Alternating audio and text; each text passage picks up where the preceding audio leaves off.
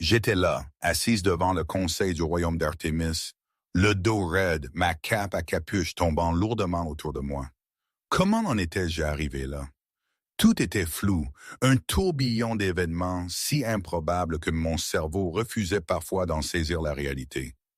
Le roi, Julien, était à la tête de la longue table, un roi que personne ne comprenait vraiment. Deux de ses conseillers, des hommes au visage grave que je n'avais jamais vus auparavant, des hommes aux noms que j'oublie constamment, l'un s'appelait peut-être Anselme, l'autre je ne sais plus, étaient assis à ses côtés. Et à l'autre bout, oui, lui, mon père, Pierre. Son regard était déjà une brûlure, même à travers le voile épais.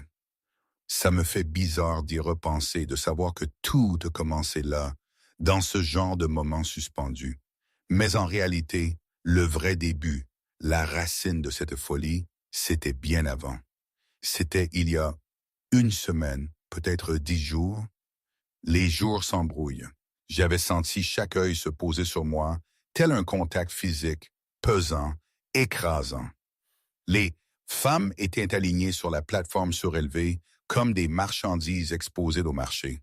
C'était la vente, le enchère d'accouplement, le dernier recours, un endroit où l'on se retrouvait quand plus personne ne voulait de nous, quand toutes les autres options étaient épuisées, trop vieilles, trop marquées, trop inadaptées.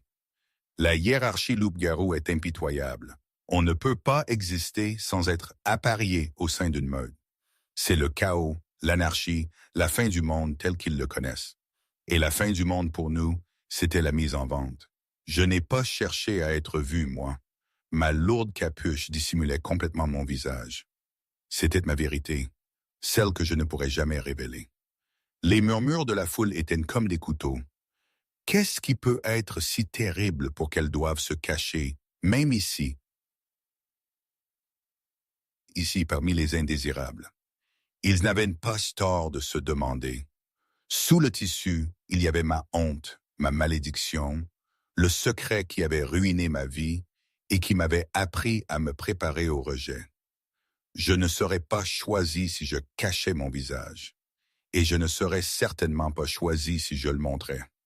La vente aux enchères se déroulait, traînante, monotone. Le crieur listait les lignées, les qualités de base, avec l'enthousiasme d'un homme qui vendait du bétail boiteux.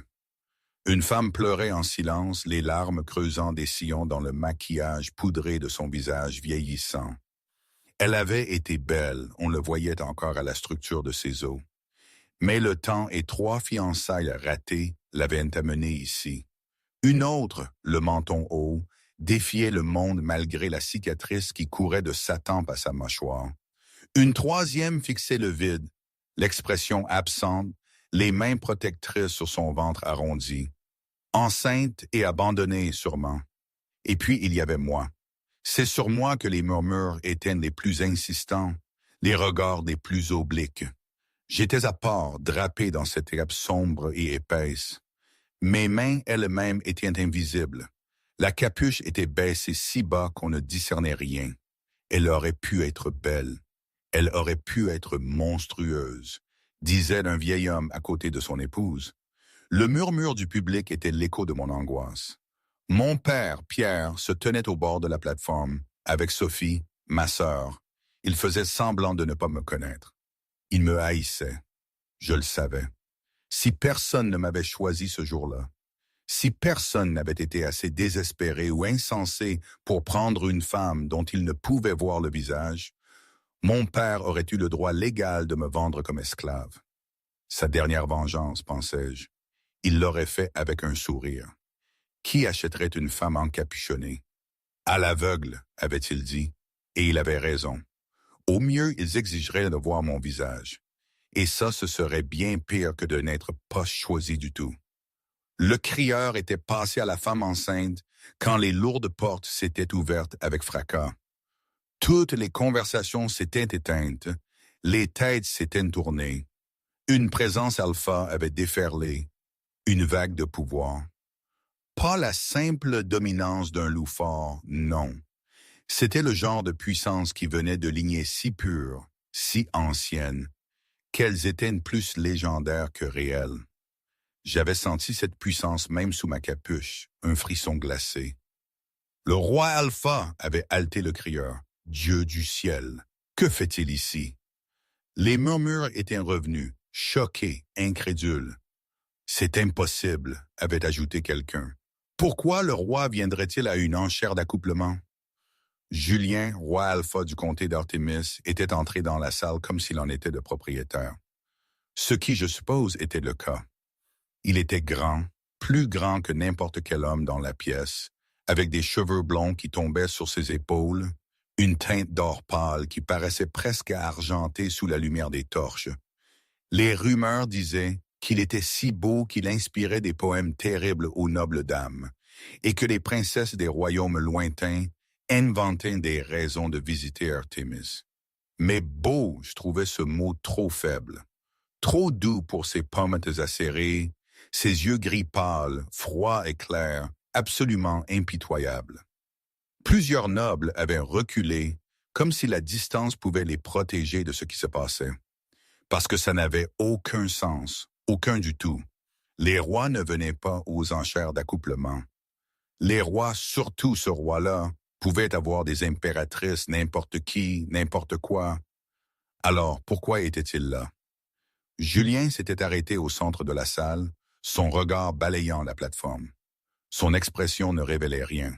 « Continuez », avait-il dit. Il avait fallu 3 tentatives au crieur pour retrouver sa voix. « Votre Majesté, nous sommes honorés par votre... » « J'ai dit continuer », avait repris le roi Padichouan, sa voix nette, froide. Il avait commencé à marcher vers la plateforme, la foule s'ouvrant devant lui. Je l'avais senti approcher et j'avais lutté contre l'envie de fuir. J'avais entendu ses pas s'arrêter devant la première femme, celle qui pleurait. Un long silence. Je l'avais imaginé la regardant, jaugeant sa valeur. Les pas s'étaient déplacés, une autre pause. La femme cicatrisée, peut-être plus de considération, plus de rejet. Il avait continué le long de la ligne et puis les pas s'étaient arrêtés juste devant moi. Mon souffle s'était coupé. J'avais gardé la tête baissée, fixant la pierre sous ma capuche. Le silence s'était étiré. Personne dans la salle n'avait osé respirer. Et puis, tranchant le silence comme une lame à travers la soie, froid, définitif, absolument certain, le roi avait annoncé « Je l'apprends ». Il n'y avait eu que le silence, et ce n'est que lorsque le chaos avait éclaté que j'avais réalisé qu'il parlait de moi. De moi. C'était à peine croyable. Je me souviens m'être senti vide de toute émotion à ce moment-là. Un mélange d'incrédulité, de soulagement et d'une peur nouvelle et insondable. Le roi m'avait choisi. Pour quelle raison? Qu'allait-il me demander? Mon père avait les yeux écarquillés, le visage d'une stupeur totale. Quant à Sophie, elle avait juste l'air horrifiée. Moment, ici, je dois m'arrêter. Tout ça, cette situation avec le roi, était en fait totalement absurde. Je veux dire, réfléchissez-y. Un souverain puissant, d'une lignée ancestrale, qui choisit soudain une femme qui se cache complètement, une femme que personne d'autre ne voulait, une femme au passé trouble. Dans mon village natal, on aurait dit « il a perdu la tête ». C'était insensé. Mais peut-être que c'était précisément ça, le problème. Peut-être que c'était trop réel, trop invraisemblable pour être faux. Je ne sais toujours pas ce qui l'a poussé à faire ça. Sa motivation était un mystère à l'époque, et allait rester une énigme pendant longtemps, même pour moi qui suis devenu sa femme. La logique n'avait aucune place dans cette histoire, seulement le destin tordu, capricieux et imprévisible. Il y a des moments où je me suis demandé si j'avais rêvé tout ça, si je n'étais pas juste tombé dans un conte de fées mal raconté. Mais la réalité était bien là, cinglante. Quoi qu'il en soit, retour à l'histoire. C'était quel jour déjà? L'après-midi même ou le lendemain matin? Je ne me souviens plus exactement. Les détails se brouillent avec le recul, mais j'étais là, dans cette calèche, le cœur battant à tout rompre. À travers la petite fenêtre, je voyais le château de Valois se dessiner à l'horizon, des tours de pierre grise perçant le ciel pâle.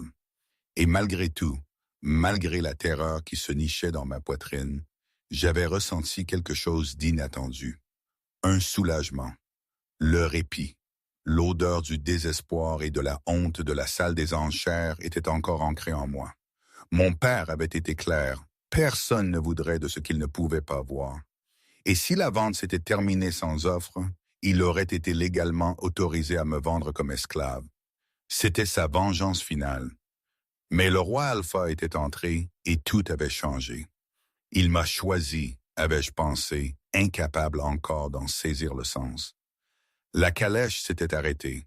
Mon cœur avait martelé ma poitrine alors qu'un garde ouvrait la porte et m'offrait sa main. Je l'avais prise, mes doigts tremblants, et j'étais descendu sur la pierre lisse. Son château, gigantesque, incroyablement majestueux, se dressait au-dessus de moi. C'est de la folie, pensais-je. Pourquoi moi? J'avais suivi le garde à travers des couloirs qui semblaient s'étirer à l'infini, mes bottes silencieuses sur les tapis épais. Les serviteurs s'inclinaient sur mon passage, leurs yeux curieux, mais pas cruels.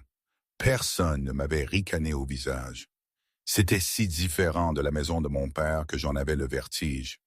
Nous nous étions arrêtés devant une lourde porte en bois. Le garde avait frappé 2 fois, puis l'avait ouverte. « Le roi vous attend, madame. » Ma gorge était devenue sèche en entrant. La pièce était un cabinet de travail, des étagères garnies de livres, un bureau couvert de cartes et de documents, un feu qui brûlait doucement dans la cheminée malgré la chaleur estivale. Et se tenant près de la fenêtre, éclairé par la lumière grise de l'après-midi, se trouvait le roi Alpha lui-même, Julien. Il était grand. C'était ma première pensée cohérente. Et quand il s'était tourné vers moi, j'avais senti le froid rayonner de lui comme une force physique, comme si l'hiver vivait dans ses eaux. J'avais fait une révérence, ma capuche glissant légèrement. « Votre Majesté. »« Relevez-vous, » avait-il dit. Sa voix correspondait à tout le reste de sa personne, distante, contrôlée, dénuée de chaleur. Je m'étais redressé, mon cœur battant si fort que j'étais certaine qu'il pouvait l'entendre. À travers le tissu de mon voile, je distinguais la ligne dure de sa mâchoire, la froideur de ses yeux alors qu'il me parcourait sans intérêt. Aucune curiosité, pas la moindre, sur ce qui se trouvait sous mon déguisement. « Votre Majesté, » avais-je commencé, ma voix à peine stable. « Je n'ai jamais eu l'intention de vous tromper. »« Me tromper ?» avait-il demandé, l'air surpris. « Oui, » avais-je hoché la tête. « Le voile, je... » Il avait levé une main, me coupant. « Je n'ai pas besoin de savoir. Le mariage aura lieu dans 3 jours. C'est tout ce qui doit vous préoccuper. » J'avais cligné des yeux. « Votre Majesté, s'il vous plaît, » avais-je imploré. « Avant de regarder, vous devez comprendre la raison pour laquelle je le porte. Si seulement vous me laissiez expliquer... » « Je ne regarderai pas, » avait-il coupé. La déclaration était restée suspendue dans l'air, plate et définitive. « Pardon, » avais-je demandé. Julien s'était tourné entièrement vers moi, son expression inchangée. « Vous avez caché votre visage. Je suppose que c'est parce qu'il n'est pas agréable à regarder. » Sous mon voile, j'avais grincé des dents. Il n'avait pas entièrement tort, mais pas entièrement raison non plus. Pas que je puisse l'expliquer. Pas sans tout révéler, ce que je préférerais mourir plutôt que de faire. Même si mentir à mon roi, mon futur mari, c'était la mort aussi. Il fallait qu'il sache. « Votre Majesté, attendez. » J'avais fait un pas en avant. « Avant de nous marier, vous devriez connaître la vérité à mon sujet, sur la raison pour laquelle je... » Il s'était arrêté à la porte, sans se retourner. « Vous serez ma femme, » avait-il dit calmement. « Mais à part ça, je n'ai aucun intérêt à vous voir, jamais. » J'étais resté figé, essayant de comprendre ce qu'il venait de dire. Aucun intérêt à me voir. Pas seulement maintenant, jamais. « Votre Majesté, » avais-je réussi, « même si vous ne souhaitez jamais me voir, d'autres le feront. Les gens parleront. Ils vous feront savoir ce à quoi je ressemble. » Je n'avais pas osé ajouter. Je préférais que vous l'entendiez de ma bouche avant la cérémonie, avant que vous ne vous sentiez trahi. Julien s'était finalement retourné et pour la première fois, ses yeux s'étaient posés entièrement sur moi. Des yeux froids, gris comme le givre hivernal. Si vous préférez que personne ne vous voie jamais, avait-il dit lentement, alors il en sera ainsi. J'étais resté bouche bée. Quoi? Vous serez reine. Vous recevrez des joyaux, des palais, des titres et des terres. Recevoir des voiles et une escorte qui garantira que personne ne vous regarde directement. Ce n'est pas un problème, je vous assure. Je ne pouvais plus parler. C'était trop beau pour être vrai. Ça devait l'être. Pourquoi m'avait-il choisi? Pourquoi m'aurait-il permis de rester caché? Il aurait pu épouser une belle princesse agréable à regarder, quelqu'un qu'il connaissait, quelqu'un avec une plus grande dot. Si c'est tout, avait dit Julien, tirant déjà la porte, je vous verrai à la cathédrale. Et puis, il était parti. Je suis resté seul dans le cabinet de travail. Je devrais refuser. C'était le choix logique. Retourner chez mon père, accepter ma punition, faire face à n'importe quel destin m'y attendait. Parce que ça, cette étrange offre d'un roi froid qui voulait une femme qu'il ne regarderait jamais, cela ressemblait à un piège. Mais j'avais repensé au regard dans les yeux de mon père la dernière fois que je l'avais vu. De la haine pure. Le genre de dégoût qui brûlait là depuis des années. Le fruit de l'adultère de sa femme, il m'avait appelé. Une tache sur le nom de sa famille. Il m'aurait vendu comme esclave avec un sourire. Le roi Alpha m'avait regardé sans rien. Pas de haine, pas de dégoût, pas même de dédain, juste une froide indifférence. Et il m'avait offert quelque chose que je n'aurais jamais osé espérer. La permission de rester caché. J'ai touché le tissu à ma gorge, sentant le poids de la capuche sur mes épaules. La froideur plutôt que la cruauté, pensais-je. Je choisirais la froideur plutôt que la cruauté, à chaque fois. Le mariage lui-même. Honnêtement, c'est un souvenir assez brumeux, une formalité. La vraie tension était juste avant, et le soulagement, ou plutôt l'appréhension, juste après. Le carrosse cahotait doucement, s'engageant dans les rues bondées vers la cathédrale Saint-Remy. J'étais raide sur le siège de velours, les mains jointes si étroitement sur mes genoux que mes jointures étaient blanches. Dehors, il y avait la foule. Des gens du peuple et des nobles, des milliers d'entre eux, massés dans chaque espace disponible le long du parcours.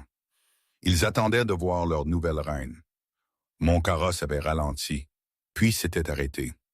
Je m'étais préparé quand un valet de pied avait ouvert la porte et m'avait offert sa main. Je l'avais prise, mes doigts glissant sur la pierre lisse du sol. Le bruit de la foule s'était intensifié.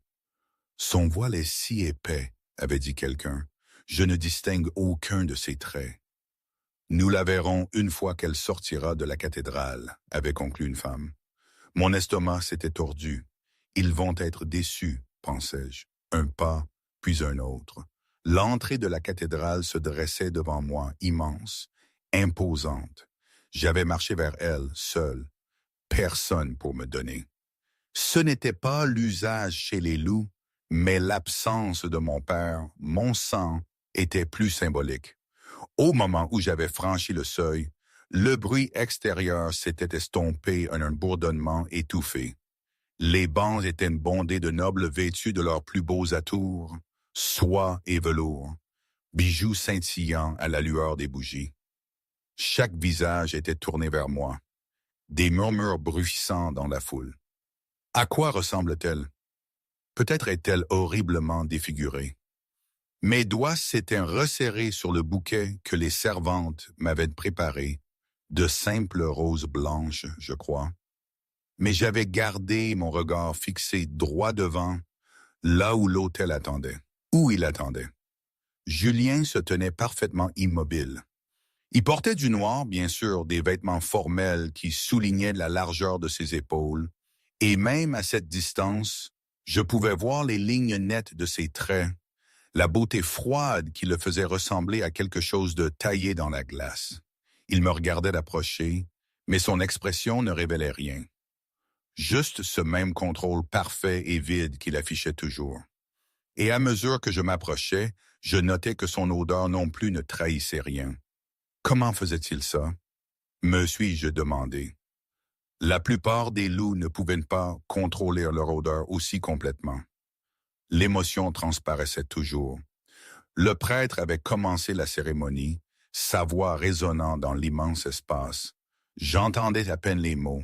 J'étais trop conscient de Julien se tenant à mes côtés, irradiant cette étrange froideur qui ne devrait pas exister dans un corps de métamorphe. Les alphas couraient chaud, tout le monde le savait. Mais Julien donnait l'impression d'être l'hiver lui-même.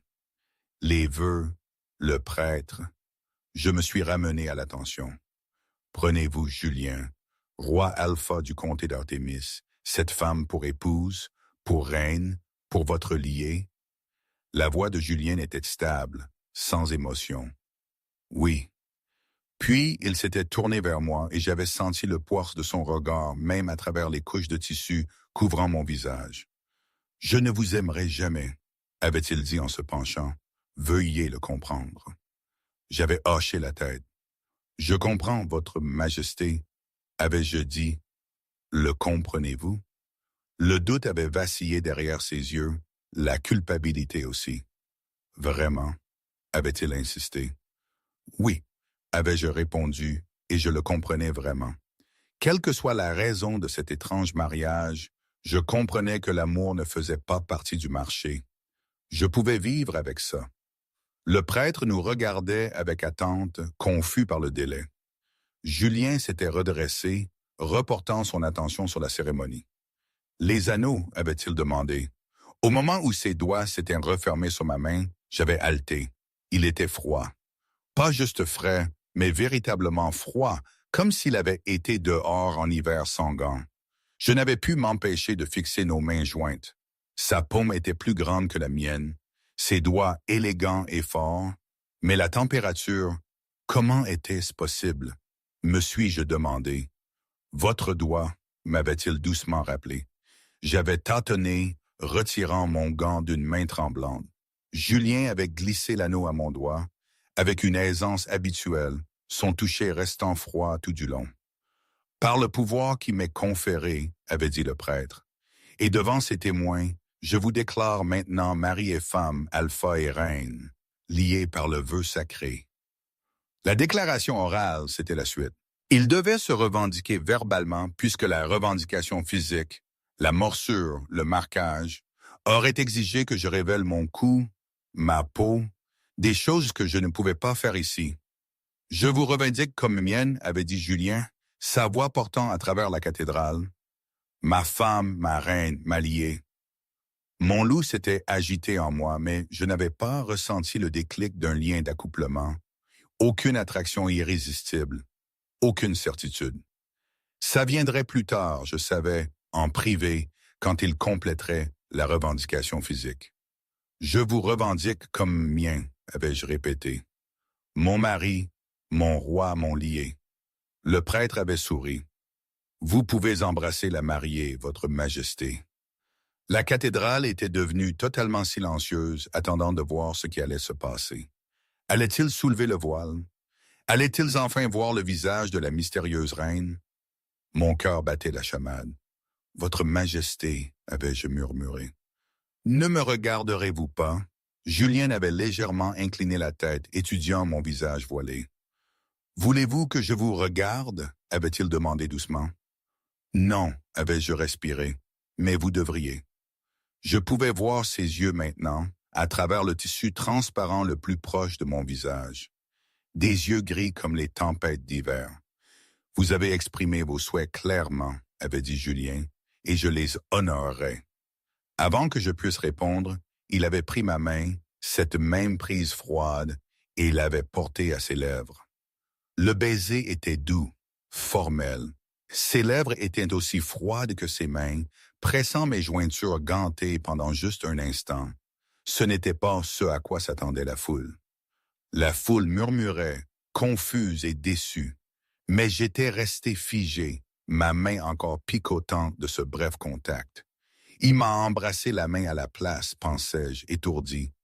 Il aurait pu exiger de voir mon visage, mais il a respecté mon souhait. Merci, avais-je murmuré. Dehors, le rugissement de la foule nous avait frappés comme une force physique. Le bruit était assourdissant. Des milliers de voix parlant toutes à la fois, exprimant leur choc et leur confusion. La reine était toujours voilée. Quelque chose doit être terriblement grave, murmurait la foule. Et pourtant, le roi ne semblait pas s'en soucier. C'est étrange, tellement, tellement étrange. Mon père avait l'air fou de rage. Sophie, elle, avait détourné les yeux. Pour elle, cette scène devait être une torture, une validation de ses propres peurs et de ses jalousies. Parfois, quand je n'arrivais pas à dormir la nuit, je pensais à ma mère, à la façon dont elle me disait toujours « Fais attention à ce qui brille trop, ma petite ». Elle parlait des marchands au marché, de leurs promesses creuses. Mais maintenant, je le comprenais autrement. Le château, les promesses de protection, de sécurité, tout ça sonnait trop beau, trop parfait. Et la perfection n'existe pas, ça je l'avais appris. Ce froid dans les yeux de Julien, cette distance qu'il imposait, ce n'était pas un mal, non. C'était juste réel. Une échappatoire, oui, mais pas un conte de fées. Et je me demandais si un jour, même moi, je saurais faire la différence entre l'éclat trompeur et la vraie lumière. Ma mère me manque encore, elle me manque souvent. Ce qu'elle aurait pensé de tout ça, de moi. Je suis revenu à mes appartements, ma tête était une tempête de pensées. La salle de la suite qui m'avait été attribuée était immense, bien plus grande que n'importe quel endroit où j'avais vécu. Un lit à baldaquin, des draps en soie que je n'osais presque pas toucher, et une équipe de serviteurs aveugles, apparus en quelques heures seulement après ma requête, exactement comme le roi l'avait promis. Ils m'avaient baigné doucement, vêtu de tissu doux, et m'avaient apporté des mets délicats que j'étais trop nerveuse pour manger. Personne n'avait été doux avec Marie depuis très longtemps. C'était ça, la gentillesse. Je me suis assise au bord du lit, les mains croisées sur mes genoux, essayant de contrôler ma respiration. Les servantes m'avaient préparé pour la nuit. On m'avait habillé d'une chemise de nuit légère, mes cheveux brossés tombaient en vagues douces dans mon dos. Puis elles m'avaient laissé seule dans la chambre éclairée aux chandelles pour attendre mon mari, pour la consommation de notre mariage. Ce n'était que des mots sur un contrat avant. Vous me donnerez un héritier. Facile à accepter quand c'était théorique, mais maintenant c'était réel. Maintenant, ça se passait ce soir. 3 coups doux à la porte m'ont fait sursauter. Entrez, ai-je réussi à dire. Julien est entré et mon souffle s'est coupé. Il avait changé de ses vêtements de mariage. La veste élaborée avait disparu, le laissant dans une simple chemise blanche, déboutonnée au cou, le tissu suffisamment large pour révéler la colonne forte de son cou. Ses cheveux étaient en désordre, comme s'il avait passé ses mains dedans, et à la douce lumière des bougies, il avait l'air d'un homme, pas d'un roi, beau et étrangement vulnérable dans sa simplicité. Il a refermé la porte derrière lui d'un léger clic qui a semblé résonner dans la pièce silencieuse. Nous étions seuls maintenant, et mon cœur a martelé alors que le regard de Julien balayait la pièce avant de se poser sur mon visage voilé. Même à distance, j'ai senti le poids de ce regard et la panique a éclaté. « Je porterai ça », a dit Julien doucement. Il a sorti une bande de soie noire de sa poche. Un bandeau. Au cas où vous craindriez que je puisse vous voir, même accidentellement. La délicatesse de son geste m'a serré la gorge. « Très bien », ai-je dit doucement. « Tournez-vous. » Mes mains ont tremblé alors que je tendais le bras pour lui nouer le bandeau. J'ai dû m'approcher, me hisser sur la pointe des pieds pour l'atteindre. De près, je pouvais voir tout ce que la distance avait caché. Les cils sombres individuels posés sur ses joues, une petite cicatrice au coin de sa bouche. J'ai attaché le bandeau, mes doigts s'attardant peut-être un instant de trop sur sa peau. La dernière bougie s'est éteinte. L'obscurité complète est tombée sur la pièce comme une couverture. Mon cœur battait si fort que j'étais certaine qu'il pouvait l'entendre. J'entendais sa respiration, régulière et contrôlée. Mais je pouvais aussi sentir autre chose. Un changement subtil dans son odeur, la netteté hivernale faisant place à quelque chose de plus chaud en dessous. Je l'ai entendu se rapprocher, j'ai senti la température baisser à mesure que son corps s'approchait du mien. « Je sens votre nervosité », a-t-il dit doucement. Ces mots m'ont rendu encore plus nerveuse. Bien sûr, il pouvait le sentir, l'anxiété, l'anticipation. Ses mains se sont levées lentement dans l'obscurité, me laissant le temps de reculer. Comme je n'ai pas bougé, ses paumes se sont posées doucement sur mes épaules. Ses mains étaient grandes et fraîches sur ma peau nue. Ses paumes s'étendaient de la courbe de mes épaules vers mes clavicules. Mais ce n'était pas seulement le toucher, c'était le soin qu'il y mettait, la douceur. Pendant un long moment, il m'a simplement tenu ainsi. Ses pouces ont commencé à tracer de petits cercles apaisants sur ma peau, et je me suis senti me détendre sous son toucher. Il est gentil, pensais-je, même maintenant. Lentement, les doigts de Julien ont glissé sous les fines bretelles de ma chemise de nuit. Il a fait une pause, une question dans le silence. J'ai laissé échapper un léger son d'assentiment. Il a fait glisser les bretelles avec une lenteur douloureuse. D'abord une épaule, le bout de ses doigts effleurant légèrement ma peau, puis l'autre, la même douceur attentive. La soie a collé à mes seins un instant avant de murmurer le long de mon corps, s'accumulant autour de mes pieds avec un doux soupir. Les mains de Julien sont restées sur mes épaules, ni bougeant ni reculant, juste tenant, ancrant. Son odeur changeait, devenait plus riche, plus profonde. Quelque chose de chaud et masculin qui a réveillé mon loup avec intérêt. J'ai étendu les mains vers lui, tremblantes, trouvant le bord de sa chemise. Mes doigts ont tâtonné avec les boutons restants, maladroite d'une nervosité et d'une anticipation mêlées. Sa peau était fraîche et lisse, tendue sur des muscles solides qui bougeaient sous mes paumes. J'ai exploré prudemment dans l'obscurité, cartographiant ce que je ne pouvais pas voir. La largeur de ses épaules, les surfaces fermes de sa poitrine.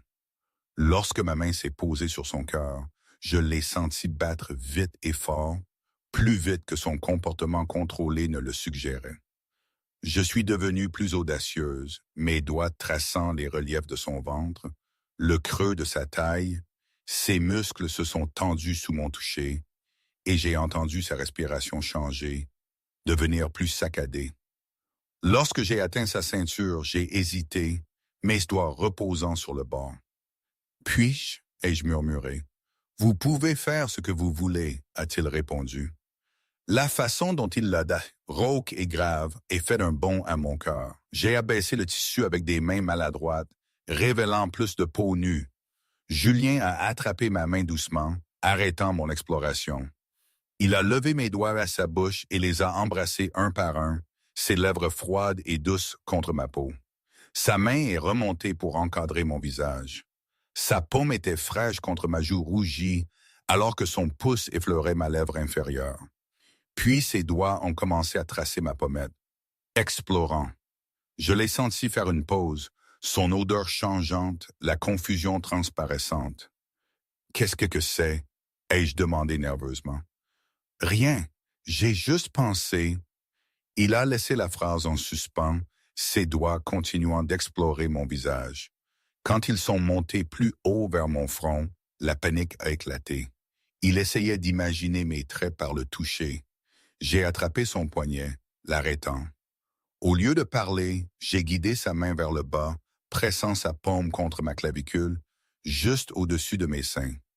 Julien est resté complètement immobile, lentement, me donnant toutes les chances de l'arrêter. Ses doigts ont commencé à bouger, traçant ma clavicule avec des touches légères comme des plumes qui m'ont fait frissonner, puis plus bas. La sensation était...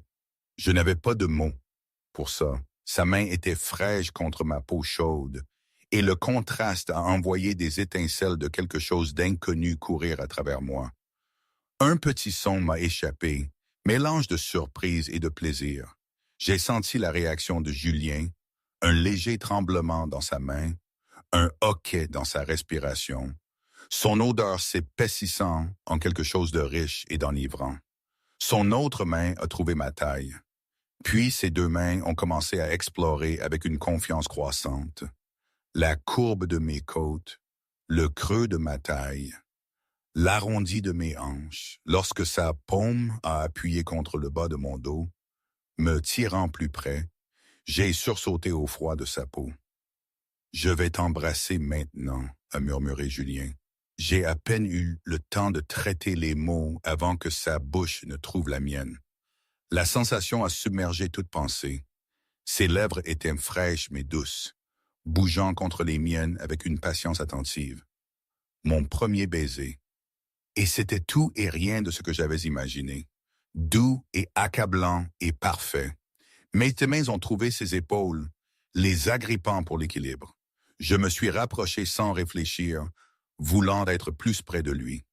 Et au moment où nos corps nus se sont pressés l'un contre l'autre, nous avons tous les deux haleté, sa poitrine contre mes seins, son ventre contre le mien.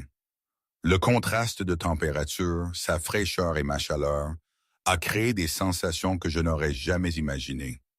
Le baiser s'est approfondi et devenu moins prudent, plus urgent. Sa main dans mes cheveux s'est resserrée, inclinant ma tête pour un meilleur angle. Quelque chose montait en moi. Une chaleur, un besoin que je ne comprenais pas, mais que je ressentais avec chaque fibre de mon être. Julien m'a porté à travers la pièce, sa bouche retrouvant la mienne. Quand nous avons atteint le lit, il m'a posé avec tant de soin, comme si j'étais quelque chose de fragile et infiniment précieux. Puis son corps a couvert le mien et j'ai oublié comment respirer. La pression solide de son corps, la façon dont il m'entourait complètement, me couvrait, me protégeait même en me possédant. C'était accablant. Quand ses lèvres ont trouvé la peau sensible de mon cou, j'ai laissé échapper un son qui m'a surprise, haletant et désirant. Sa bouche a travaillé à mon cou, embrassant, suçant, ses dents effleurant légèrement. Et à chaque toucher, son odeur est devenue plus forte. « S'il te plaît », ai-je murmuré. More me. Julien est devenu rigide au-dessus de moi. Tout son corps s'est tendu, tremblant. Son odeur a explosé autour de moi, sombre et sauvage et absolument enivrante. « Je ne devrais pas », a-t-il gémi, sa voix tendue. « Ce serait trop. » Le refus a fait mal, mais il y avait quelque chose dans sa voix, du regret, peut-être même de la douleur, qui m'a dit que cela lui coûtait aussi. Sa bouche s'est déplacée plus bas, embrassant ma poitrine. La sensation était choquante. Sa bouche était chaude malgré sa peau froide, d'une manière qui envoyait du plaisir directement en moi. Je n'avais jamais rien ressenti de tel. Je ne savais pas que mon corps pouvait produire une sensation aussi intense d'un toucher si simple. Une chaleur se répandait là où il me touchait, s'accumulant au fond de mon ventre. Je me sentais agité, exigeante, mes hanches bougeant d'elles-mêmes. La main de Julien a glissé le long de mon ventre, sur ma hanche, plus bas.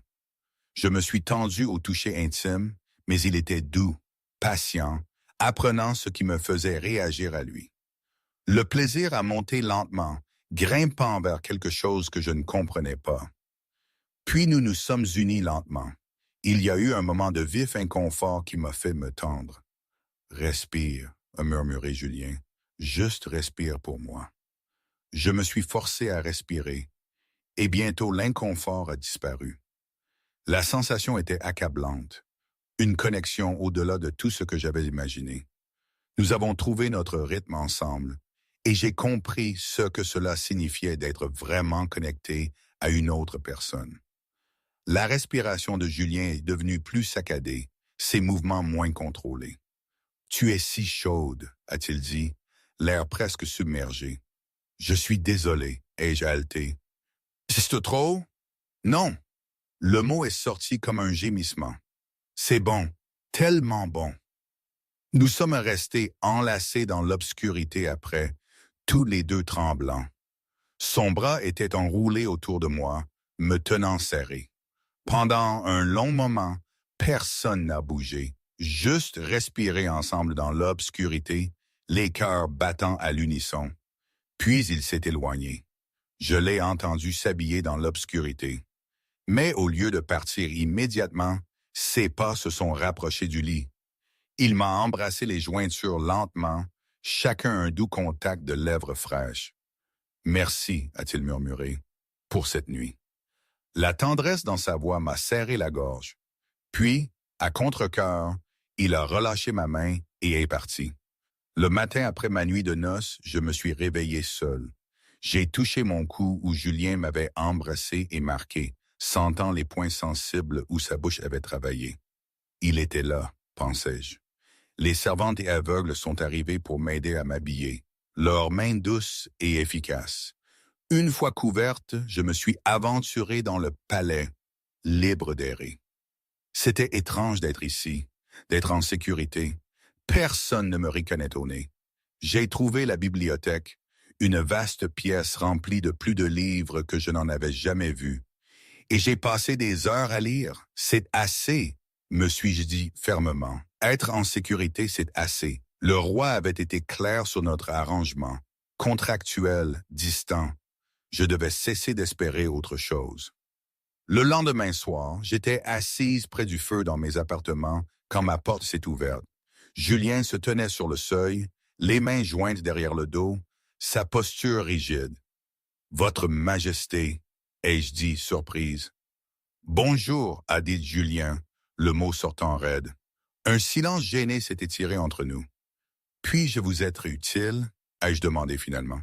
« Oh non », il a serré la mâchoire. « Je pensais juste venir prendre des nouvelles de votre santé. » Il est venu pour prendre de mes nouvelles, ai-je réalisé, la chaleur montant dans ma poitrine. « Je vais parfaitement bien, votre Majesté, » ai-je dit doucement. Un autre silence, mais Julien n'est pas parti.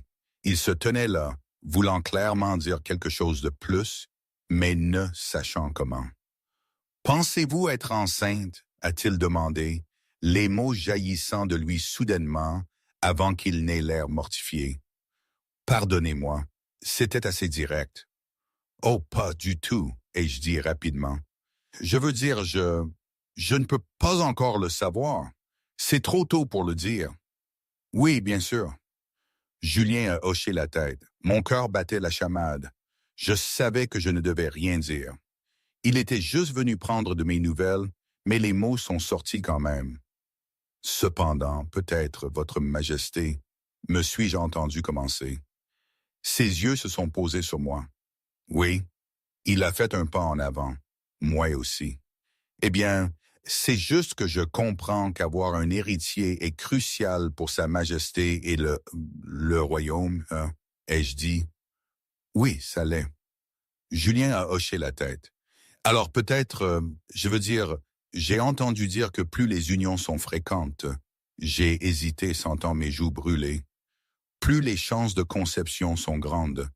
Peut-être serait-il bon de... Oui, Julien a interrompu, l'air presque soulagé.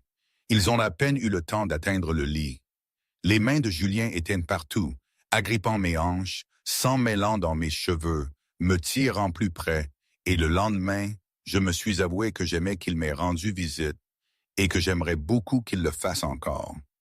Mais il avait répété à plusieurs reprises qu'une fois enceinte, leur relation physique prendrait fin. J'avais besoin de conseils, avais-je dit doucement à mes servantes, à propos de comment satisfaire son mari. L'aîné a pris la parole. « Il y a quelqu'un qui pourrait aider votre Majesté. » Dame Regina était la maîtresse d'un grand seigneur, belle, sophistiquée et apparemment très calée en matière de chambre à coucher. Elle m'a reçu dans ses appartements avec un sourire entendu. « Votre Majesté, » avait dit Regina chaleureusement, « comment puis-je vous aider? » J'ai tordu mes mains. Vous comprenez? C'est purement pour le bien du royaume. Il est important que je conçoive un enfant pour Sa Majesté. Bien sûr, avait dit Regina avec fluidité. Alors, il est important qu'il... qu'il revienne. Donc, nous continuons d'essayer, avais-je dit. Très important, les yeux de Regina étincelaient d'amusement. Alors, que dois-je faire? Ai-je demandé désespérément. Regina a souri. Cette nuit-là, quand Julien est revenu, et il est revenu, apparaissant à ma porte au coucher du soleil, j'ai mis en pratique les conseils de Regina. J'étais plus audacieuse, plus confiante. Je l'ai touché de la manière que Regina avait suggéré. Je l'ai embrassé à des endroits qui le faisaient gémir. Mon mari semblait très satisfait. Il est revenu la nuit suivante et la suivante, beaucoup plus fréquemment que ce qui était strictement nécessaire pour la conception. Mais après une semaine, j'ai réalisé que je voulais plus. Je voulais qu'il reste toute la nuit au lieu de partir alors que j'étais encore essoufflé. Alors je suis retourné voir Regina. Comment dois-je? J'ai hésité. Comment le faire me serrer dans ses bras après? Regina m'a étudié pendant un long moment. Sa Majesté n'est pas connue pour avoir beaucoup de maîtresses, a-t-elle dit. Et celles qu'il a prises par le passé n'ont jamais duré plus d'une nuit. Donc vous faites déjà quelque chose de bien. Elle s'est penchée plus près. Mais si vous voulez qu'il dorme réellement avec vous, au sens propre. J'ai retenu mon souffle. Oui, épuisez-le, a dit Regina solennellement. Alors j'ai mis toutes mes nouvelles connaissances à profit. J'ai supplié son contact. Je lui ai fait des choses qui le faisaient jurer et se perdre complètement. Nous avons fait l'amour une fois, 2 fois. Je l'ai ramené à l'excitation une 3e fois et une 4e. Au moment où l'aube approchait, Julien s'est effondré à mes côtés, son bras s'enroulant autour de ma taille, me tirant automatiquement contre sa poitrine. En quelques instants, sa respiration est devenue régulière. Je suis resté très immobile, osant à peine respirer, ravi au-delà de toute mesure. Le matin, mes doigts ont trouvé le bord de son bandeau, le touchant doucement. « Ça ne vous dérange vraiment pas, ai-je murmuré. Julien a souri. « J'aimerais vous voir, a-t-il dit doucement. Beaucoup, mais pas si vous ne le voulez pas. Pas si cela devait vous rendre malheureuse. » Il a pressé un baiser sur mon épaule et m'a rapproché, et j'ai eu l'impression que je pouvais m'envoler de bonheur. « Pourquoi ne pouvez-vous pas m'aimer? » avais-je voulu demander. « Quand vous êtes déjà si bon avec moi. » Mais je n'osais pas. Il respectait mon désir de cacher mon visage. Je respecterai le sien. Et chaque soir, sans faute, Julien venait dans mes appartements. Pourtant, une nuit, je me suis réveillé et je l'ai trouvé frissonnant à mes côtés malgré qu'il soit enfoui sous les couvertures. Sa peau était comme de la glace contre la mienne. Je suis sorti du lit et j'ai ajouté plus de bûches au feu, le construisant jusqu'à ce que la pièce soit presque inconfortablement chaude. C'est devenu une habitude. Je me réveillais la nuit pour entretenir le feu. J'ai demandé au serviteur d'apporter des vêtements plus chauds dans ses appartements. Un soir, après qu'il soit arrivé l'air particulièrement pâle, j'ai finalement demandé « Quelque chose ne va pas? »« Que voulez-vous dire? » a-t-il répondu confus. « Vous êtes toujours si... » J'ai hésité. Nous, les métamorphes, avons tendance à être chauds, Julien. Surtout les alphas comme vous. Mais vous, vous êtes... Julien s'est tendu à mes côtés. C'est une condition familiale, a-t-il interrompu. Son ton a clairement indiqué qu'il ne voulait pas en discuter davantage. Cette nuit-là, après que nous ayons fait l'amour, au lieu de s'habiller pour partir, il est resté à mes côtés dans l'obscurité, toujours tendu. « Quelque chose vous tracasse? » ai-je demandé doucement à Thomas. Une longue pause, puis « Les négociations commerciales, a-t-il expliqué. Un vieil accord arrive à son terme avec un royaume étranger parce que nous ne pouvons plus fournir de potions comme avant. Pourquoi pas? Parce que la plupart des sorcières sont interdites de pratiquer leur art, a-t-il dit, la frustration claire dans sa voix.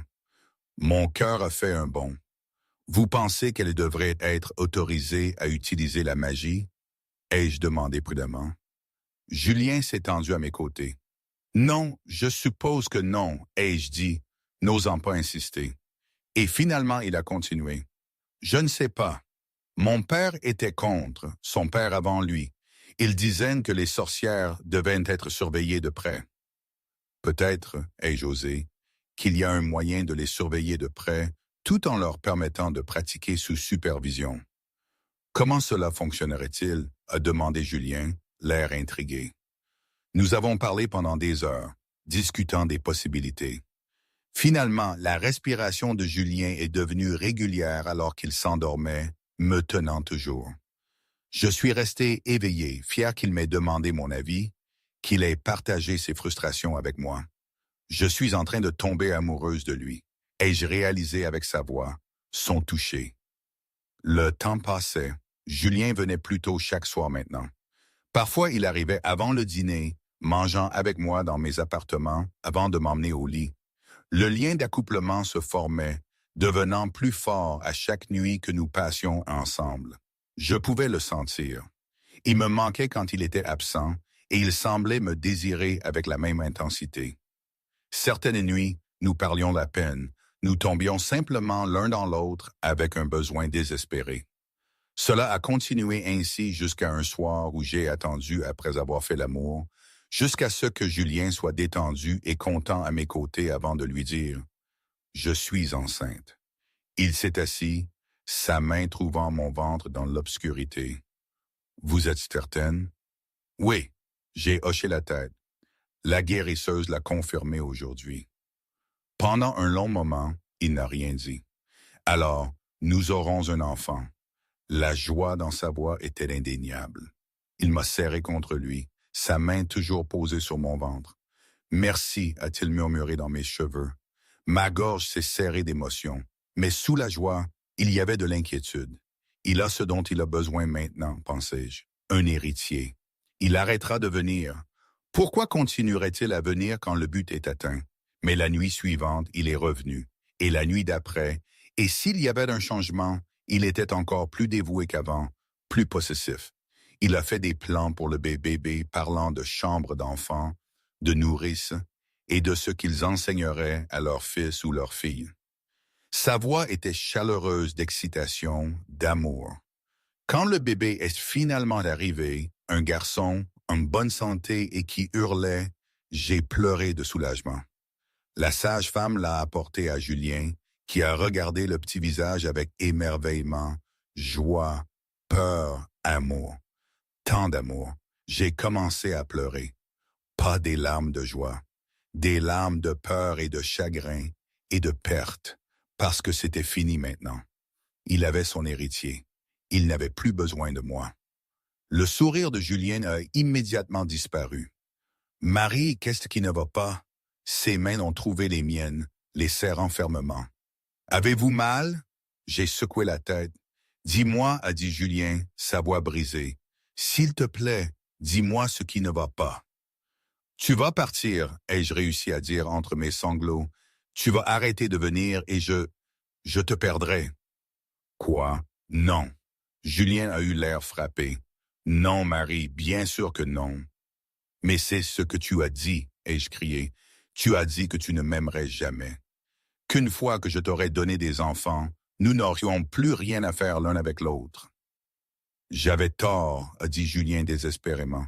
Il a porté mes mains à ses lèvres. « Je t'aime, » ai-je sangloté, les mots débordants.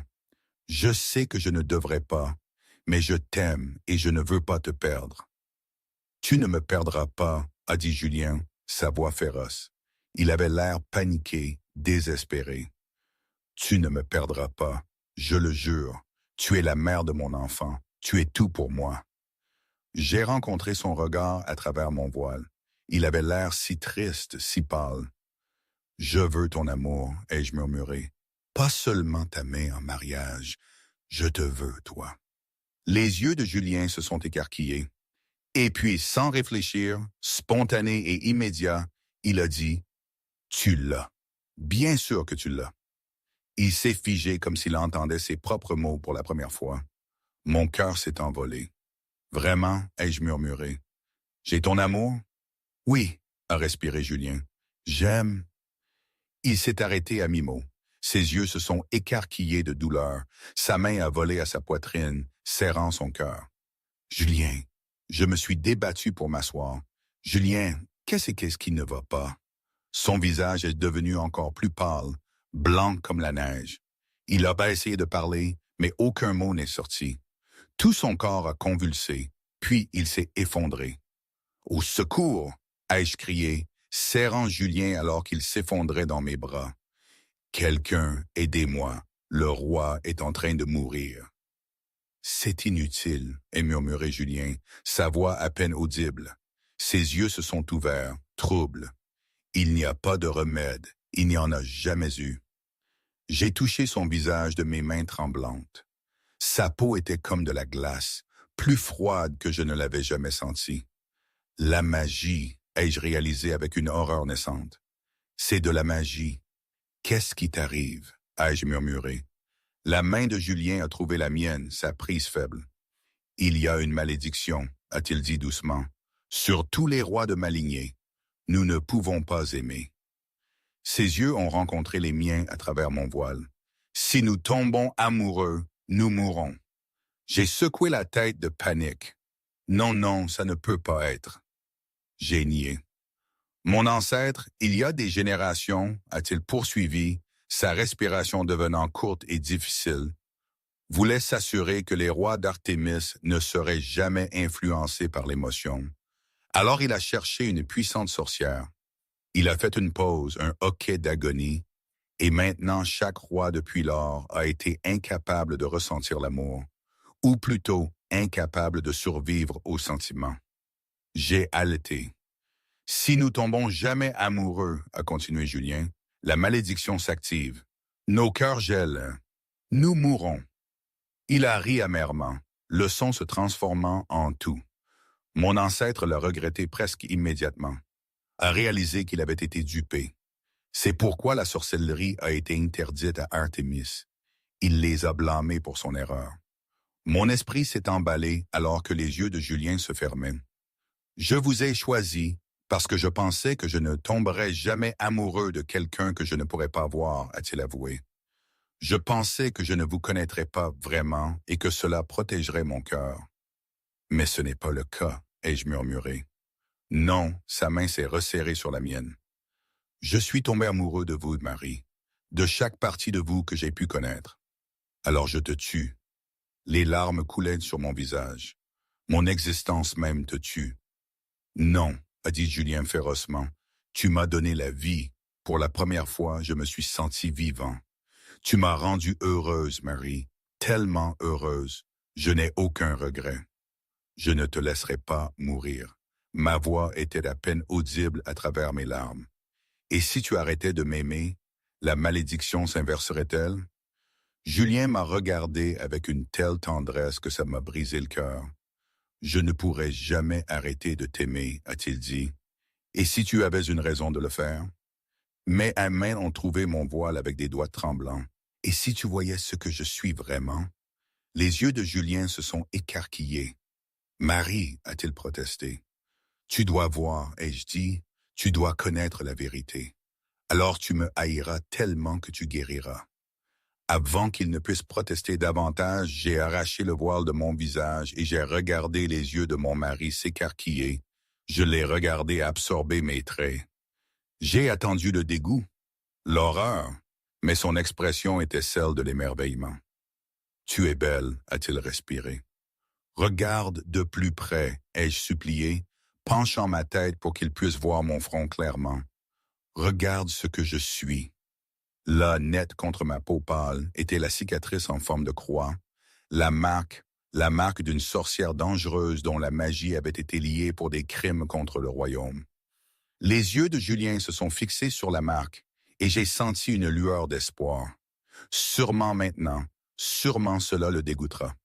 Mais juste au cas où ce ne serait pas suffisant, ai-je expliqué, j'ai été fiancé une fois à un noble, Mark. Cela semblait être ma seule chance d'avoir une vie normale malgré ce que je suis. Mais il est tombé amoureux de ma sœur à la place, l'héritière légitime. Ils ont prévu de s'enfuir ensemble. J'ai fait une pause, mes doigts touchant inconsciemment la marque. Il est mort avant qu'il ne puisse partir, dans un incendie, un feu magique isolé qui n'a brûlé que lui. Julien a attendu patiemment que je continue. Ma magie élémentaire est le feu, ai-je avoué. J'étais là cette nuit-là. J'étais en colère, et il est mort dans les flammes. Tout le monde a supposé que je l'avais tué dans un accès de rage. Mais tu ne l'as pas fait, a dit Julien avec la plus grande certitude. J'ai rencontré ses yeux. Je n'ai jamais été autorisé à pratiquer ma magie, ai-je dit. Elle était toujours sauvage, incontrôlée. Alors je ne peux pas être certaine de ne pas l'avoir fait. Quelqu'un a lié ta magie? A demandé Julien. Oui, mon père. Après la mort de Marc, j'ai soupiré. Il me haïssait déjà. Ma mère, il a dit qu'elle avait eu une liaison avec un sorcier. C'est de là que venait ma magie. Il l'a bannie pour ça, bien qu'elle l'ait nié jusqu'à sa mort. Quand ma magie s'est manifestée, quand l'homme que ma sœur aimait est mort par le feu, ma voix s'est brisée. Cela lui a donné l'excuse parfaite pour se débarrasser de moi. J'ai baissé les yeux sur Julien, sur le givre qui se répandait sur sa poitrine. Je suis une sorcière, ai-je dit, comme celles qui ont maudit ta famille, comme celles que ton ancêtre a bannies. Je suis exactement ce qu'on t'a appris à haïr et à craindre. Laisse cela tuer ton amour pour moi. Laisse-moi être assez monstrueuse pour que tu arrêtes de m'aimer et que tu vives. Julien a levé une main tremblante et a encadré ma joue. Comment peux-tu dire ça, a-t-il dit doucement, quand je t'aime plus maintenant qu'il y a un instant? Non, ai-je protesté. Tu étais prête à me laisser voir ta plus grande honte, ta plus grande peur, juste pour briser ma malédiction. Son pouce a caressé la marque sur mon front. Comment pourrais-je ne pas t'aimer davantage pour cela? Julien, s'il te plaît, ai-je dit. Tu n'as pas tué cet homme, a dit Julien avec certitude. Je sais que tu ne l'as pas fait. Ta magie répond à tes émotions et tu es la personne la plus gentille que j'ai jamais connue. Même en rage, même le cœur brisé, tu ne tuerais pas. Il a souri faiblement. Ça n'a pas d'importance, ai-je dit désespérément. Je suis toujours une sorcière. Je suis toujours marqué. Tu es toujours la femme que j'aime, a fini Julien. La mère de mon enfant, ma reine et ma liée, tout pour moi. Sa respiration devenait plus superficielle. Tu m'as rendue si heureuse, Marie. Mais même pendant qu'il parlait, les yeux de Julien se sont refermés. Sa main est tombée de mon visage. Le givre s'est étendu davantage sur sa poitrine. « Julien !» ai-je haleté. Il n'a pas répondu. Il y a quelque chose que Sophie m'a raconté plus tard sur son point de vue de tout ça. Elle était restée dans un coin du grand hall après que le roi soit parti, pendant que la foule s'agitait, pleine de rage. Moi, je ne l'avais même pas vue, trop obnubilée par ma propre peur et mon propre soulagement. Pour elle, me voir, même voilée, être choisie par le roi, c'était le summum de l'humiliation. Elle était la légitime, la belle, la non marquée. C'était elle qui aurait dû être là-haut, convoitée par le roi. Et quand notre père avait commencé à me dénigrer, à murmurer des choses sur mon héritage honteux, Sophie m'a avoué plus tard que ça l'avait dégoûtée. Elle avait cru à ma culpabilité pendant des années, avait supporté la haine de notre père à mon égard. Mais de le voir si ouvertement méprisant et heureux de me voir au bord de la damnation, même quand ma situation semblait avoir miraculeusement changé, cela l'avait ébranlé. Ce que j'avais vécu comme une catastrophe potentielle, elle l'avait vécu comme une injustice flagrante, puis une révélation de la vraie nature de notre Père. Étrange, non? Comme deux personnes peuvent voir la même chose et en tirer des conclusions si différentes. 3 semaines s'étaient écoulées depuis la naissance de Milo. 3 semaines où je n'avais pratiquement pas dormi, partageant mon temps entre le soin de mon nourrisson et la veille auprès de mon mari mourant. Le givre s'était étendu de sa poitrine pour couvrir la majeure partie de son torse. Ses lèvres étaient bleues, sa peau translucide. Et la veille, il avait complètement cessé de se réveiller. Je veux qu'une sorcière soit amenée au château, ai-je dit au conseil, ma voix pleine d'autorité, une autorité que je ne savais pas posséder. Une puissante. Aujourd'hui, avais-je ajouté, les conseillers ont échangé des regards inconfortables. Votre Majesté, et commencé le plus ancien avec prudence, les sorcières ne sont autorisées que pour les guérisons mineures, les petites potions, les charmes légers. Le roi est en train de mourir. Je l'ai coupé. Les guérisseurs ne peuvent rien faire. Je suis reine régente tant que le roi est incapable d'agir et j'utiliserai ce pouvoir si je le dois. Amenez-moi une sorcière où je dissoudrai entièrement ce conseil et trouverai des gens qui m'aideront réellement à sauver mon lié. Silence. Il y a une puissante sorcière de la terre dans le royaume voisin, a dit le premier conseiller à contre-cœur. Nous pourrions la faire venir immédiatement. Faites-le, ai-je ordonné. La sorcière est arrivée cet après-midi-là, une vieille femme aux yeux vifs et aux mains noueuses. Elle a examiné Julien minutieusement pendant que je tournais autour, Milo endormi contre mon épaule.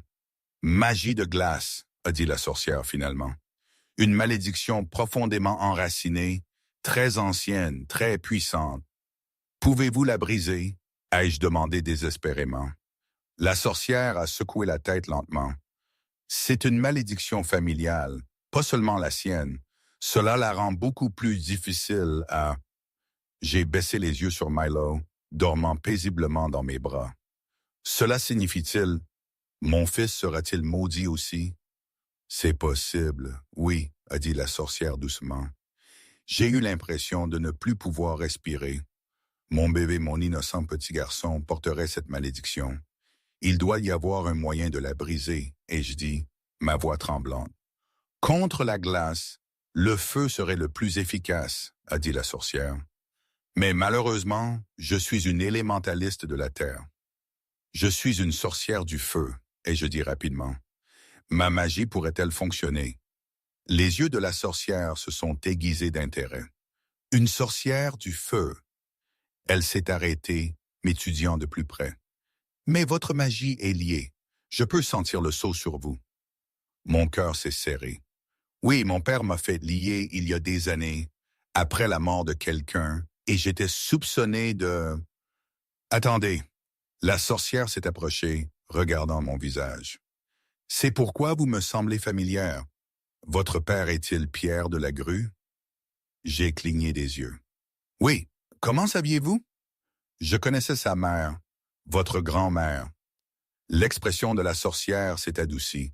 Isabelle était ma sœur jumelle. Le monde a basculé. Votre jumelle? Mais cela voudrait dire, oui, votre grand-mère était une sorcière. Mon esprit était en plein désarroi. Ma grand-mère, la mère de mon père était une sorcière? Oui, elle l'était, a dit la sorcière.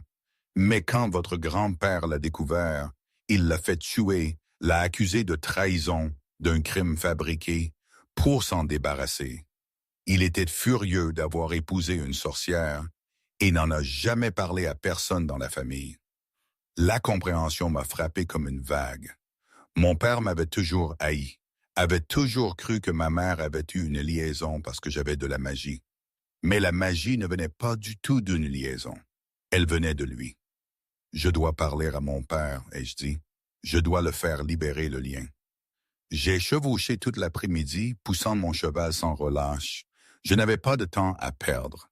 Le domaine de la grue se dressait devant moi alors que le soleil commençait à se coucher. J'ai mis pied à terre et me suis dirigé vers l'entrée, flanqué de 2 gardes personnels de Julien. Un serviteur a essayé de m'arrêter. Madame, Dame Marie, votre père ne reçoit pas. Il recevra sa reine, ai-je dit froidement. J'ai dépassé dans le hall principal. Mon père se tenait près de la cheminée, un verre de vin à la main. Quand il m'a vu, son visage s'est tordu de dégoût. Ma sœur Sophie a dit depuis le coin, se levant rapidement. Toi, a-t-il craché, comment oses-tu montrer ton visage ici? J'ai besoin que tu libères mon lien, ai-je dit, allant droit au but. Maintenant. Pierre a éclaté de rire. Le roi Alpha est en train de mourir, ai-je insisté. J'ai besoin de ma magie pour le sauver. Libère le lien. Non, a dit mon père. Père, s'il te plaît, a commencé Sophie. Elle a dit que le roi était... C'est une criminelle dangereuse, a dit Pierre. Je ne vais pas déchaîner sa magie sur le monde à nouveau. Tu as toujours vu le pire en moi, ai-je dit. Je t'ai dit que je n'avais rien à voir avec la mort de Marc, mais tu ne m'as pas cru, pas même une seconde. Bien sûr que je ne t'ai pas cru, a ricané Pierre. Tu mentirais pour te protéger. Tu es comme ta mère. Elle n'arrêtait pas de pleurer. Elle n'avait jamais dévié, mais je savais. Mère n'a pas dévié, ai-je dit. Les pouvoirs de sorcière viennent de toi. Un silence a envahi la pièce. Quoi, a murmuré Sophie. Votre grand-mère. Notre grand-mère était une sorcière, ai-je dit, mes yeux ne quittant jamais le visage de mon père. Ton père l'a fait tuer quand il l'a découvert, mais elle a transmis sa magie à toi, père, et à moi. La main de Sophie a volé à sa bouche. Mère ne nous a jamais trahis. Elle n'a jamais... Père, est-ce vrai? J'ai observé attentivement le visage de mon père, regardé la façon dont sa mâchoire se serrait, la façon dont ses yeux papillonnaient, et j'ai réalisé la vérité. Tu savais, ai-je dit lentement. Tu as toujours su. Quoi? Non, il ne l'a pas fait, et commençait Sophie. Oui, la voix de Pierre était plate. Bien sûr, je savais. Sophie a haleté. Qu'est-ce que j'étais censé faire? A demandé Pierre. Père m'avait assuré que tous les pouvoirs de sorcière de notre lignée étaient liés. Puis m'a fait des manifestes la magie du feu. Ta mère a refusé de te lier, a dit que ce n'était pas naturel, voulait contacter l'Académie royale, te faire former correctement. Il a haussé les épaules. Il n'y avait aucun moyen que quiconque découvre que ma fille était une sorcière. J'avais besoin que tes pouvoirs soient liés, et donc ta mère a dû partir. La désinvolture avec laquelle il l'a dit, comme s'il parlait du temps, m'a glacé le sang. Sophie a trébuché en arrière, son visage blanc. « Comment as-tu pu » a-t-elle exclamé. « C'était notre mère. Elle nous aimait, t'aimait. »« Phil, j'ai toujours été fier de ce que tu es devenu, » a dit Pierre d'un ton désinvolte. « Ne me déçois pas maintenant. » Pourquoi se débarrasser de mère du tout si tu voulais juste lier Marie, a crié Sophie. Pourquoi ne pas juste la lier et laisser mère vivre? Je l'ai fait lier, a dit Pierre, vexé. J'ai fait lier Marie immédiatement, le jour même où la magie s'est manifestée. Marie et Sophie sont devenues très immobiles, parce que la magie de Marie s'était manifestée quand elle avait eu 13 ans, et si elle avait été liée depuis. Mais alors la voix de Sophie a tremblé. Comment a-t-elle tué Marc? Si elle était déjà liée, comment a-t-elle utilisé la magie pour le tuer? Pendant un instant, Pierre a eu l'air incertain. Tu l'as tué, ai-je respiré. Tu as tué Marc. C'est impossible, a dit Sophie, secouant la tête. Marc a été tué par la magie du feu. Tout le monde l'a dit. Le feu était trop spécifique, trop ciblé pour que ce soit un accident. Elle s'est arrêtée. Ses yeux se sont écarquillés. Tu as aussi la magie du feu, a-t-elle dit, pointant notre père d'un doigt tremblant. C'est comme ça que Marie l'a hérité. Elle est passée de grand-mère à toi, puis à elle. Tu aurais pu... Sophie a raison, ai-je dit en m'avançant. Tu savais que mère était innocente. Tu savais que j'étais lié. Tu savais que tu avais la magie du feu. Et tu as tué Marc pour me piéger, n'est-ce pas? Le visage de Pierre est devenu rouge. C'étaient 2 oiseaux avec une pierre. Se débarrasser de ça, se roturier indigne de Sophie et se débarrasser de toi. Il m'a pointé d'une rage tremblante. Je pouvais enfin me débarrasser du rappel de ma honte. Il n'a jamais fini la phrase. Le poing de Sophie a heurté son nez avec un craquement répugnant. Pierre a trébuché en arrière, le sang coulant de son visage. Sa tête a heurté le bord de la cheminée en tombant, et il s'est effondré au sol, inconscient. Silence. Sophie et moi nous sommes regardés à travers le corps étendu de notre père. « Sœur, je... » ait commencé Sophie, sa voix tremblante. Elle avait l'air horrifiée par ce qu'elle avait fait, embarrassée, coupable. « Plus tard, ai-je dit fermement, j'ai besoin du sceau, j'ai besoin de briser mon lien et de sauver Julien. »« Sais-tu où père le garde? » Sophie a hoché la tête rapidement. Elle a couru hors de la pièce. Je me suis tenu au-dessus du corps inconscient de mon père, ne ressentant rien. Pas de colère, pas de satisfaction, juste du vide. Il m'a haï toute ma vie pour quelque chose qui venait de lui, pensais-je de loin. Il a tué ma mère, a tué Marc, a ruiné ma vie, tout ça pour cacher sa propre honte. Sophie est revenue essoufflée, pressant une petite boîte sculptée dans mes mains. Tiens, le seau est à l'intérieur. Merci, ai-je dit. J'enverrai les gardes, a dit Sophie. Faire arrêter père. Sa voix s'est brisée. Je témoignerai de ce qu'il a fait, de tout. J'ai étudié ma sœur, cette femme qui m'avait haï pendant des années, qui m'avait cru une meurtrière, mais qui venait de frapper leur père et offrait maintenant de se dresser contre lui. Merci, ai-je répété, plus doucement cette fois. Je suis désolé, a murmuré Sophie, pour tout, pour l'avoir cru. Plus tard, ai-je répété, mais gentiment. Après, nous parlerons après. J'ai insisté pour que certains de mes gardes restent avec Sophie, puis je suis monté à cheval. Le soleil se couchait alors que je retournais au château, le seau serré dans ma main. 6 mois plus tard, je me tenais dans la cour d'entraînement, des flammes dansant entre mes doigts. Le feu répondait maintenant à ma volonté, contrôlé, beau, plus sauvage. « Bien, » a dit la vieille sorcière. « Maintenant, donnez-lui une forme. » Je me suis concentré et les flammes ont tourbillé vers le haut, formant une hélice parfaite avant de se dissiper. J'avais désespérément besoin de rattraper des années de pouvoir lié. Quand le seau s'était brisé, le pouvoir avait inondé mes veines comme l'eau libérée d'un barrage. Je me suis souvenu avoir posé mes mains brûlantes sur la poitrine gelée de Julien, craignant de le blesser. Mais le givre avait fondu. Après des jours, ses yeux s'étaient ouverts. « Marie !» Sa voix avait été rauque. « Tu es en vie !» avais-je sangloté. Le souvenir me serre encore la gorge. « Votre Majesté !» Je me suis tourné pour voir Sophie s'approcher avec Milo.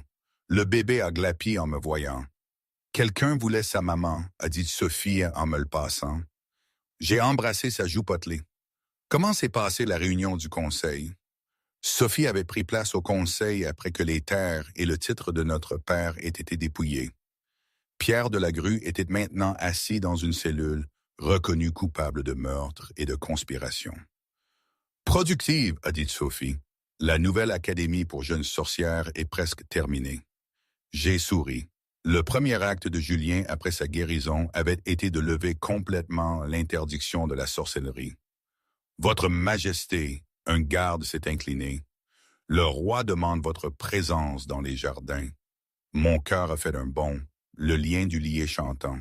« Dites-lui que j'y serai bientôt. » J'ai trouvé Julien près des roses, Milo faisant la sieste contre mon épaule. Il avait l'air en bonne santé maintenant. De la couleur sur ses joues, de la chaleur dans sa peau. La malédiction était complètement brisée. Pas seulement pour Julien, mais pour toute la lignée. Milo ne souffrirait jamais comme son père. « Ma reine », a dit Julien souriant. Il m'a serré contre lui, faisant attention de ne pas réveiller le bébé et a embrassé ma tempe. « Et mon fils, il voulait te voir. » J'ai souri. Le garçon sait ce qu'il veut. Julien a caressé les cheveux de Milo. Comme son père. J'ai ri. Comme son père, c'est ça? Je t'ai voulu dès le premier instant où je t'ai touché, même quand j'essayais de me convaincre du contraire. Julien a encadré mon visage. Tu m'as sauvé, Marie, de toutes les manières possibles. Nous nous sommes sauvés l'un l'autre, ai-je corrigé doucement. J'ai regardé Milo. Nous nous cachions tous les deux. Nous nous trompions l'un l'autre et nous-mêmes. Et pourtant, a dit Julien, nous avons trouvé la liberté quand même. J'ai pensé à ce moment où j'avais retiré mon voile, lui montrant ma honte, espérant que cela le sauverait, alors qu'il m'avait aimé d'autant plus pour cela. Je lui ai pris la main. Les servantes peuvent surveiller Milo ce soir, a dit Julien, sa voix s'abaissant. Je te veux pour moi toute seule. La chaleur a monté à mes joues. Votre Majesté. Julien, a-t-il corrigé, Toujours Julien quand nous sommes seuls. J'ai pensé à tout ce que nous avions traversé. L'enchère, le mariage contractuel bâti sur des mensonges. Les nuées dans l'obscurité où la vérité avait émergé. Nous étions tous les deux entrés dans ce mariage cherchant à nous échapper. Mais aucun de nous n'avait attendu l'amour. L'amour nous avait trouvés quand même. Et en nous aimant l'un l'autre, nous avions libéré non seulement nous-mêmes, mais tout un royaume. Et aujourd'hui, je ne sais pas. Parfois, je pense que c'était la meilleure chose qui pouvait m'arriver. Parfois, je pense que j'ai fait une erreur en acceptant tout ça, en laissant la magie me guider. Mais la vie n'est jamais parfaite, n'est-ce pas? Rien n'est clair, rien n'est facile. C'est un équilibre, toujours. Une danse fragile entre le passé et le présent. Mais au final, c'est ma vie, notre vie. Et pour ça, je suis reconnaissante. Pour Milo, pour Julien, pour le feu qui brûle toujours en moi. Ça me suffit.